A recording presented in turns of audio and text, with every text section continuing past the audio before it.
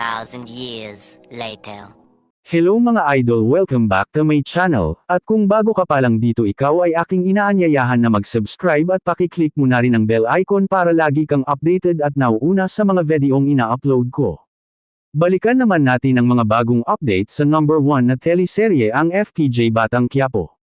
Dahil sa nangyaring kaguluhan sa pagitan ng pamilya ni Makang at Ramon, ay pinalayas ni Ramon ang mga magulang ni Makang, at pinagbawalan na si Makang na makalabas ng mansion samantalang nag-aalala naman si Camel at Tess.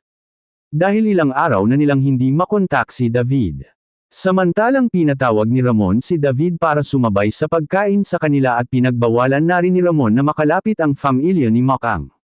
Wala naman magawa si Makang kundi ang umiyak, samantalang tumawag na si David sa kanyang tatay Regur para sabihin na hindi siya makakauwi dahil nasa Cebu siya. Samantalang sobrang nakakaawan naman ang kalagayan ni Makang, dahil kinukulong siya ni Ramon kaya naalala niya si Tanggol na laging nagtatanggol sa kanya sa tuwing siya nasa panganib, samantalang unti-unti nang nahuhulog ang loob ni Tanggol kay Bubbles. Tuluyan na kayang makalimutan ni Tanggol si Makang at mabaling na kay Bubbles ang pag-ibig nito. Yan ang ating aabangan dito lang sa FPJ Batang Quiapo. Hanggang dito na lang, God bless you all.